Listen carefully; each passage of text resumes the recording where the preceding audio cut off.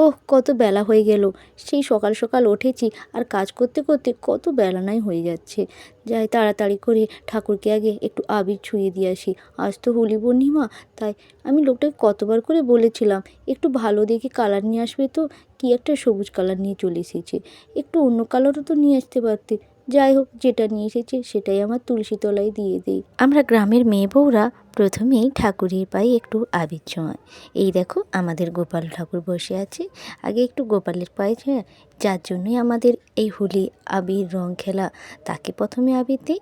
আচ্ছা বন্ধুরা বলো তো, ছোটোবেলায় এই রং খেলা আবির খেলা এগুলো না খুব ভালো লাগতো, খুব আনন্দ করতাম। কিন্তু সময়ের সঙ্গে সঙ্গে সব কিছু যেন কোথাও হারিয়ে যায়। এখন আর এসব অত ভালো লাগে না। রান্না বান্না করতে, সংসারের কাজ করতে কোথা থেকে যে সময় কেটে যায়, ছেলেবেলার সঙ্গে সঙ্গে না এই ছোট ছোট আনন্দ খুশিও কোথায় যেন হারিয়ে যায়। যাই হোক, মেয়ে দুটো বায়না ধরেছে আজকে তারা খিচুড়ি খাবে, তাই গরম গরম খিচুড়ি বানাবো ওদের জন্য। ওর বাবা না বাজার করতে গিয়েছে। আরে টিয়ার মা, কোথায় গেলে গো? আসো আসো, বাজারটা নিয়ে যাও। এই যা আমার গায়ের অবস্থা হয়েছে না, এই অবস্থায় আমি আর ভেতরে যাচ্ছি রে, না। কি করেছো? গোটা গায়ে তো পুরো রং মেখে পুরো ভূত সেজে এসেছো যে। হা হা হা, তোমাকে দেখতে কিন্তু খুব সুন্দর লাগছে গো। হ্যাঁ হ্যাঁ, তোমার তো হাসি পাচ্ছেই। আমারই ভুল হয়েছে, তোমাকেই বাজারে পাঠালে ভালো হতো।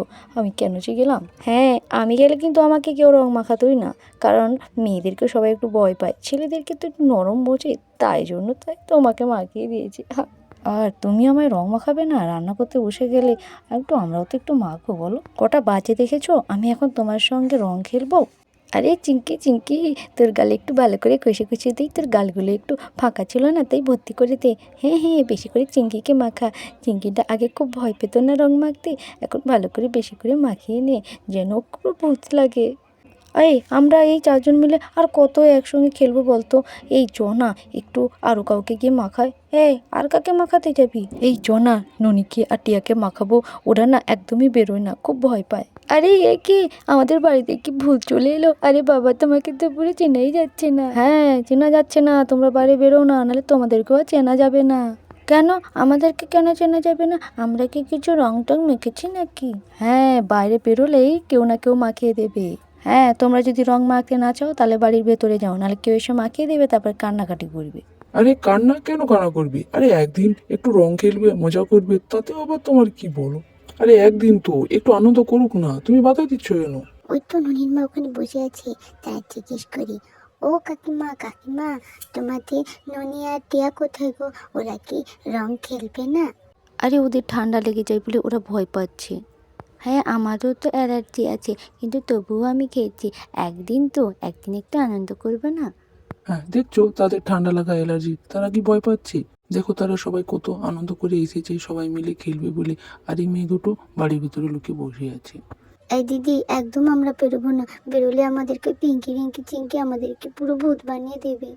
এই তোরা এখানে চুপটি করে দাঁড়া, আমি ওদেরকে নিয়ে আসতেছি, তোরা একদম সাড়া করবি না যেমন। আরে ননিটিয়া, আয় আয়, বাইরে বেরিয়ে আয়, ওরা চলে গেছে, চলে আয়, আর ভয় নেই। সত্যি তো বাবা, ওরা চলে গেছে তো? তুমি মিথ্যে কথা বলছো না তো? আরে হ্যাঁ রে, চলে গেছে, আয় না, বাইরে বেরিয়ে আয় না, দেখবি ওরা চলে গেছে রে, আমার কথা কিন্তু তোদের বিশ্বাস হচ্ছে না? হ্যাঁ, তাহলে ওরা চলে গেছে? ওহ সত্যি, নাহলে আমাদেরকে একদম ভূত করে দিত। আমি একদম মাখবো না। হ্যাপি হোলি! আজকে দিনে এভাবে ঘরের মধ্যে থাকলে হয়? হে হে হে, সবাই মিলে তোকে একদম ভূত বানিয়ে দেব।